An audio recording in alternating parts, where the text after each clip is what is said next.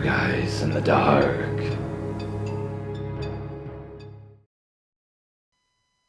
I feel like we dated for 10 whole minutes.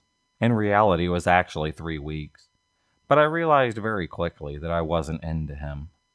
I thought that he was kind of clingy, and it kind of psyched me out that he told me he loved me within a week, instead of talking about having kids with me within 2. Don't get me wrong, I did like him a lot. He was exactly my type, but he just wanted to take everything way too fast. And when I asked him to calm down a little bit, he got weirdly upset with me. Mike was his name, and he wanted 2 kids. 2 boys named Jonathan and Riley. He wanted to move into a 3-bedroom, 2-bathroom house with a pool, willing that we could afford it. He never liked the idea of having an apartment, and wanted a house as soon as possible, one with a big yard for the boys to play in. He hammered these ideas into my head so much that even after 15 years, I remember it. We were in middle school. He was weird and nerdy. So was I. So I thought. Why the hell not? We had 3 classes together, and our lunch period. We lived in the same direction so that we could walk home together. And on top of all that, we had 3 friends in common. Since we were kids, we looked like the perfect match. I would love to say that this is all just a funny story that I tell my friends, but it's still happening 15 years later. I broke up with him, and it was weird. He was my first boyfriend, and we walked home in the same direction. Our parents even met each other. Mike thought that we were a match made in heaven.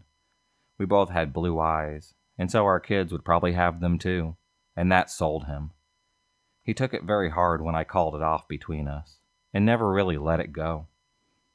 He made me partner up with him whenever teachers asked us to go into pairs, and Mike ended up at my house way more often after we split than when we were together.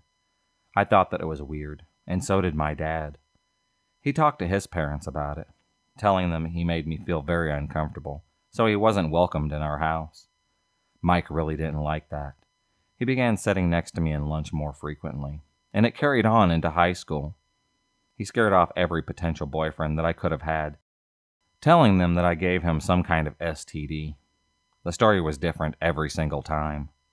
I told them over and over that he was making some random shit up, but they never believed me. Of course, they wouldn't believe me. Mike's uncle was the principal at school, so naturally I ended up in almost every single class with him. I had lunch away from him, but that was it. Our homeroom did a project on colleges, and which one that we wanted to go to. I told them that I wanted to go to Michigan State, and Mike chimed in saying that he wanted to go there since middle school.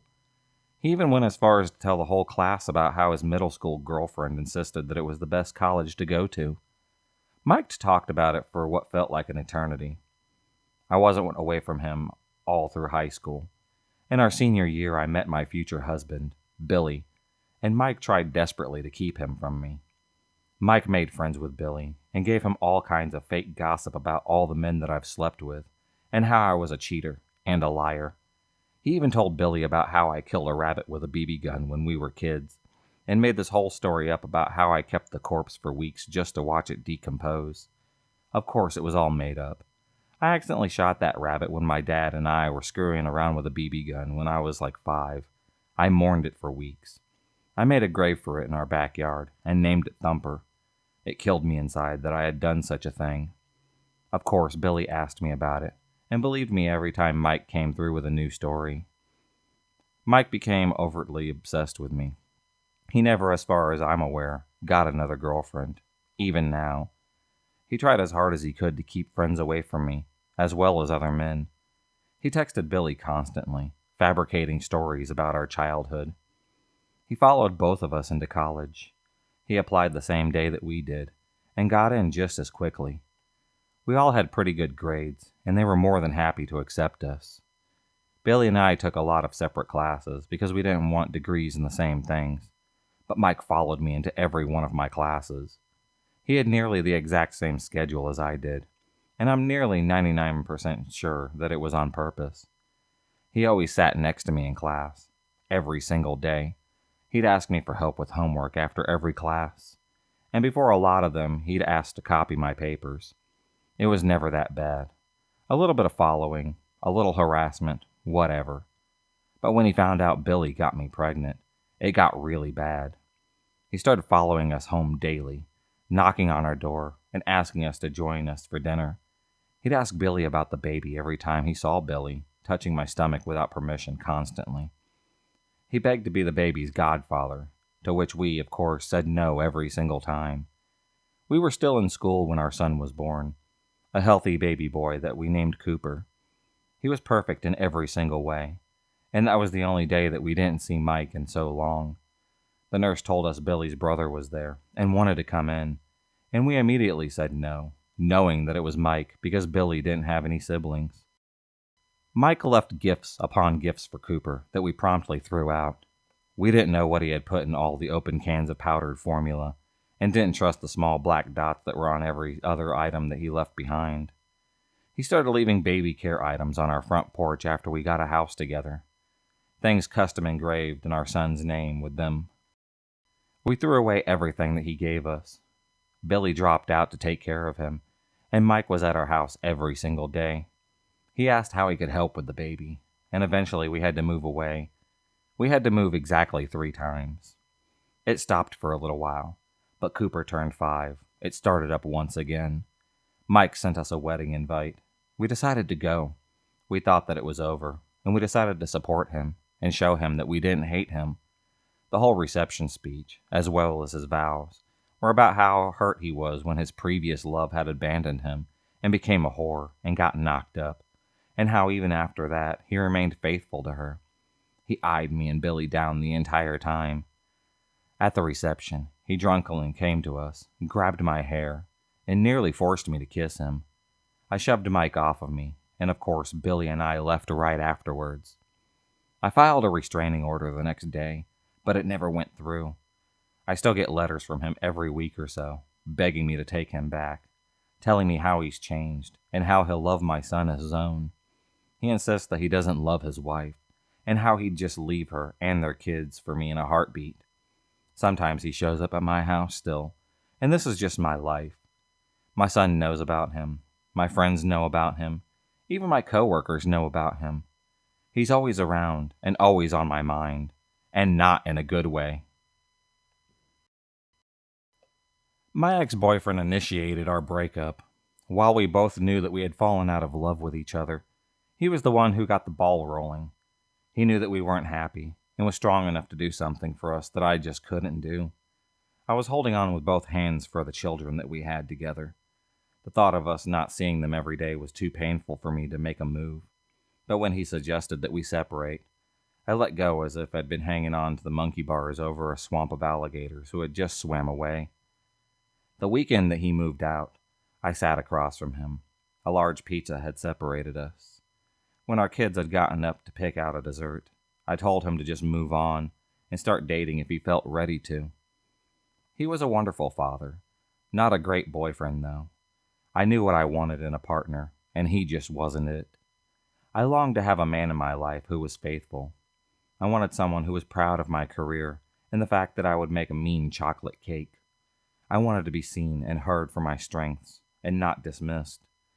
Giving him this go-ahead was a way to help me move on. Our last few years together, it was apparent that my ex didn't even like me.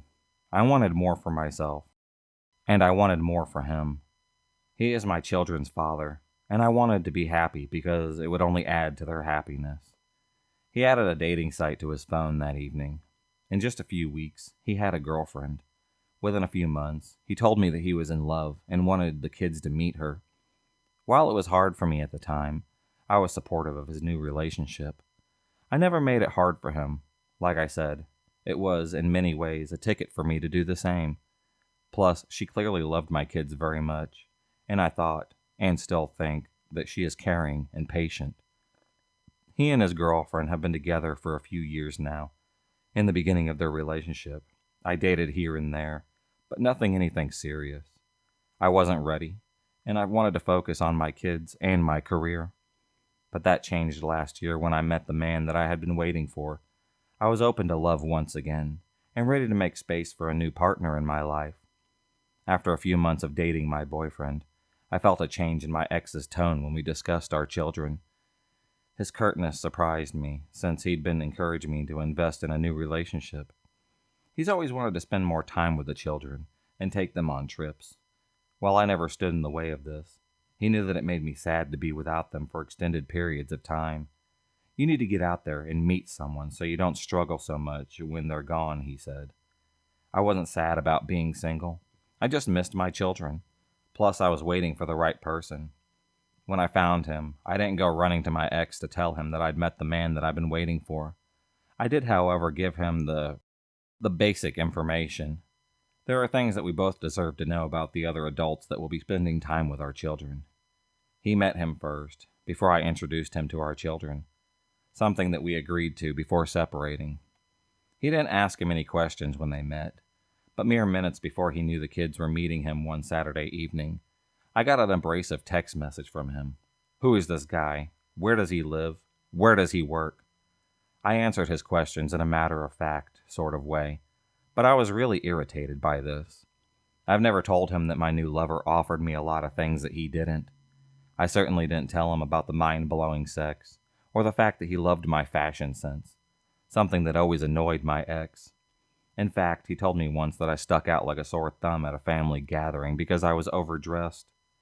I've never gushed or tried to make my ex feel jealous, but it's as if he knows, and he's pissed about it, and taking out on me during our interactions. I told him he seems different around me. Where we used to be able to have friendly conversations about the children, now he's short with me. Where he used to be understanding. And now he's critical of my parenting decisions. He texts me unnecessarily when he knows I'm with my boyfriend. Instead of handling certain situations when he's with the kids like he used to, he acts as though he needs my input. Like the time I was away for a long weekend with my boyfriend, and our youngest had a cold. He wasn't sure if he should let him stay home from school, and called me at 6:30 a.m. instead of making the call himself. Watching your partner move on is hard. I've been there. But I also badly want to scream at my ex-boyfriend and remind him that he should put the energy into his current relationship and not make the same mistakes he made with me. Because if he hadn't made those mistakes, neither of us would be in this place. I won't, though. I've moved on, and I need to focus on my new life. If he continues to put so much emphasis on my new relationship instead of his own, he may just find himself in the same situation yet again. I'm not perfect. I've made a lot of mistakes in my relationship with my kid's father. I'm sure that I will continue to make mistakes in my new relationship as well. But being too jealous or too concerned about what he's doing with his new life will not be one of them. I can only hope that he will also come to the same conclusion sooner or later, because I'm fed up with his new attitude, and whether he likes it or not, I'm going to be with this man regardless of what my ex-boyfriend thinks about it. If you enjoyed this video, please subscribe, like, and hit the bell for notifications on future videos, and become a stalker of the night. And I'll see you next time.